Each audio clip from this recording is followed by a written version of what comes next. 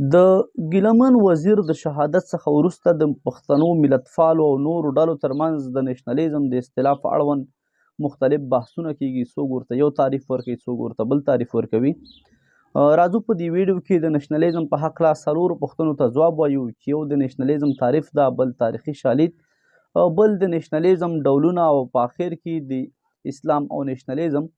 دغه څلورو پوښتنو ته په دې ویډیو کې ځواب وایو. کېدای شي د نېشنلیزم په هکله یو خلاصه معلومات پکې راجمع کړو. مخکې له دې نه چې ویډیو تر پایه راسره وګورئ، زموږ د یوټیوب چینل زموږ د تشویق لپاره در سره سبسکرایب کړئ. لومړی راځو د نېشنلیزم تعریف ته. نېشنلیزم یا ملتګرایي یا ملت پالنه چې موږ تاسې ورته وایو، په تعریفي لحاظ نشي کېدای چې نېشنلیزم ټول اړخونه موږ وپېژنو، خو صرف د پېژندلو لپاره دومره وایو چې د خپل ملت ګټې پالل په مختلفو برخو کې، هغه سیاسي برخې وي د ژوند، که هغه اقتصادي وي، که هغه فرهنګي برخې وي، د ژوند په هر اړخ کې د خپل ملت ګټې پالل دې ته نېشنلیزم ویل کېږي. خو تعریف نشي کولی چې د نېشنلیزم ټول اړخونه موږ ته روښانه کړي. مخکې مو همداسې یادونه وکړه. راځو د نېشنلیزم تاریخ ته. نېشنلیزم که موږ اوسنۍ اصطلاح وګڼو یا څو پیړۍ مخکې اصطلاح یې وګڼو، دا به بیخي ناسمه وي. د پیغمبر علیه السلام په وخت کې د یو واقعه داسې راځي، مشهوره واقعه ده، البته صحیح حدیث هم پې شتون لري، چې صحابهو دوه ډلې په خپل منځ کې ناستې وي چې د مختلفو قومونو سره تعلق درلود. په دې کې شیطان راځي، دوی ترمنځ پخوانۍ دښمني بحثونه راپورته کوي. دواړه قومونه یا که وایو ملتونه یو بل سره بیرته په جګړه اخته کوي او خپل دوی په منځ کې بحث تیزیږي تر دې چې نږدې په خپل منځ کې سره دوباره جګړه وکړي، حتی تر دې چې دوی صحابه خو هغه تیر یادونه یا هغه د ملت پالنې تیرې صفحې هغه ورته شیطان را تازه کړي، نږدې و چې دوی په جګړه اچولي وای.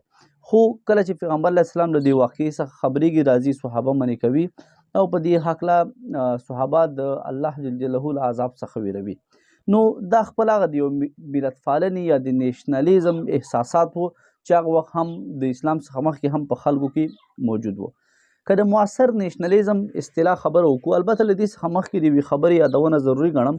د خلفای راشدینو څخه وروسته چې کوم اسلامي خلافتونه که هغه په لویه کچه وو، لکه امویان یا هغوی څخه وروسته عباسیان یا د هغوی څخه وروسته عثمانیان، که هغه کوچني خلافتونه وو، دا ټول تقریبا د نېشنلیزم پر بنیاد رامنځته شوي وو چې ټول په یو خاندان پورې منحصر ول یا د یو قوم پورې یا د یو خاندان پورې تړل شوي حکومتونه وو.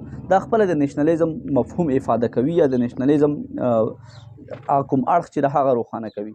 خو تاریخي شالید دا نشي کولی چې موږ د نېشنلیزم جواز موږ ته راکړي یا په دې باندې موږ د نېشنلیزم لپاره کوم جواز را پیدا کړو، نه، بلکې تاریخي شالید په مرسته باندې یوازې دومره کوو چې د نېشنلیزم اړخونه پېژنو. که چیرې د معاصر نېشنلیزم خبره وکړو، اوس وخت چې کوم په نړۍ کې موجود ده، دا دې ریښې اروپا ته رسیږي یا د اروپایانو پورې اړه لري. په له 1418 میلادي کال څخه تر 1448 میلادي کال پورې 10 کاله په اروپا کې د عیسویت د دوو څانګو چې هغه یو کاتولیک او بل ارتودکس ده، د دوی ترمنځ 10 کاله سخته مذهبي جګړه په اروپا کې وشوه. کله چې په 1448 میلادي کال کې دغه مذهبي جګړه پای ته ورسېده، اروپایي مشران یا د هغه وخت چې په اروپا کې کوم حاکمان وو، دوی د جرمني د ویسټفالیا په ښار کې سره راټول شول او په 1448 میلادي کال کې د ویسټفالیا په نوم باندې یوه معاهده لاسلیک کړه. د ویسټفالیا معاهدې کې په ځینو اصولو باندې توافق شوی و چې په هغې کې یو د ملي دولتونو رامنځته کول ول، چې د ملي دولتونو رامنځته کول خپله د نېشنلیزم پورې اړه لري. علامه مودودي رحمه الله په خپل کتاب سیراح کې لیکي چې اروپایي ټولنه په څو اصولو ولاړه ده. د حکومت له مخې په ډیموکراسي، د اقتصاد له مخې په آزاد بازار او د ټولنیز ژوند له مخې په نېشنلیزم باندې ولاړه ده.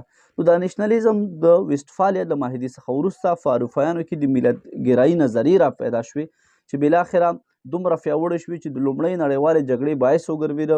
د لومړۍ او دوهمې نړیوالې جګړې چې په دوهمه نړیواله جګړه کې چې د المان یا د هټلر لخوا نه شروع شوه، د هټلر شعار همدا و، د نن المان سبا جهان، چې دا د ملت پالنې یو افراطي حالت و بالکل، چې په نړۍ کې دوهمه نړیواله جګړه رامنځته کړه.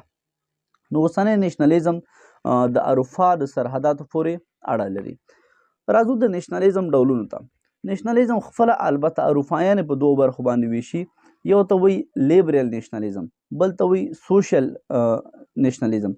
لیبرل نیشنلیزم اروپایان دې ته وایي چې په هغې کې هر ملت خپل حق حقوق ترلاسه کوي، یعنې هغه حقوق ترلاسه کوي کوم چې د دوی حق دي یا د دوی حق ده. او بل سوشل نیشنلیزم چې البته دا به دوی د USSR یا شوروي اتحاد ته راجع کوو، او دوی ویل چې دا هغه نیشنلیزم دی چې په دې کې سرحد نه کتل کېږي یا په دې کې د یو ملت خپل هغه په حق او حقوق نه کتل کېږي، بلکې غواړي چې په هره طریقه وي د ځان لپاره ګټې پیدا کړي.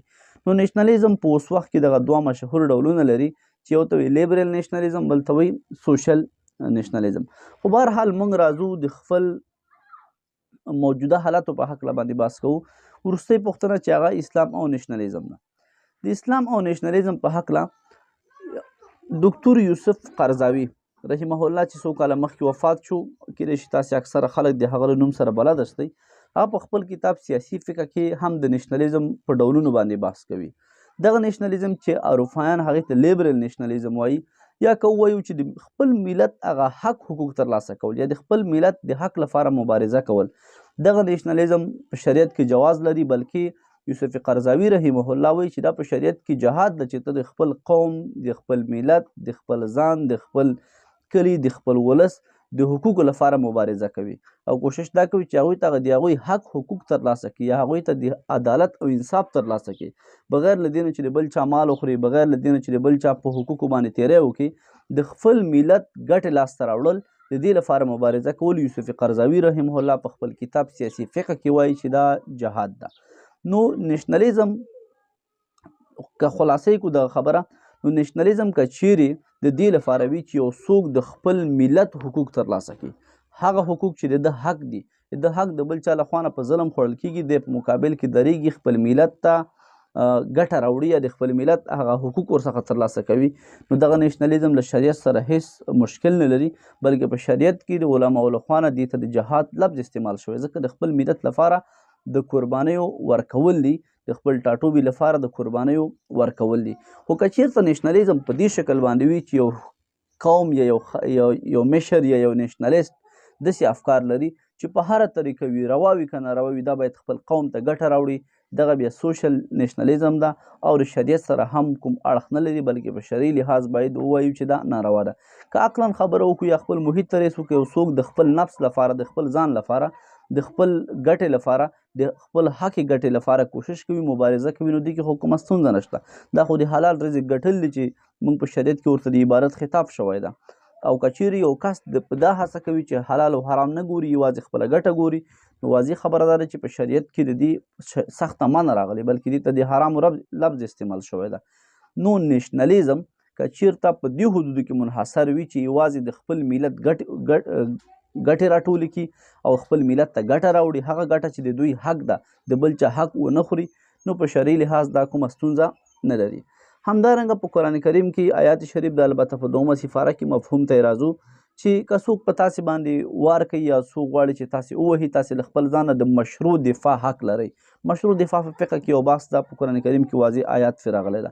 مشروع دفاع دا معنی چې څوک تا وهي، مخکې له دې نه ته کولی شي خپل ځان څخه په یو نه یو طریقه باندې دفاع وکوي، خپل ځان ورڅخه بچ کړي. نو په اوسني وخت کې چې هر ملت د خپلو ګټو پسې راوتی، هر ملت پیسې رابډ وهلي، خپل حق او ناحق نه ګوري، خپل ځان لپاره ګټې ګوري، نو آیا په دې وخت کې دا جهاد نه دی چې یو څوک د خپل ملت هغه یوازې هغه حقوق ترلاسه کړي کوم چې د دوی حق دي؟ نو په داسې وخت کې چې په هغې کې هر ملت حق او ناحق نه ګوري، خپل ځان لپاره ګټه ګوري، نو آیا دا جهاد نه دی چې یو څوک راپورته شي د خپل ملت لپاره هغه ګټې ترلاسه کړي کومې چې د دوی حق دي، د بل چا حق نه خوري، د خپل ملت ګټې ترلاسه کوي؟ نو د نیشنلیزم مفکورې سره حساسیت درلودل په مطلق شکل باندې زما په فکر دا منطقي نه ده. نیشنلیزم د اوس وخت ضرورت ده او هغه ملت چې نیشنلیستي افکار نه لري، هغه په اوس وخت کې وروسته پاتې ټکول شوی او د نورو لخوا د هغوی حقوق خوړل شوي،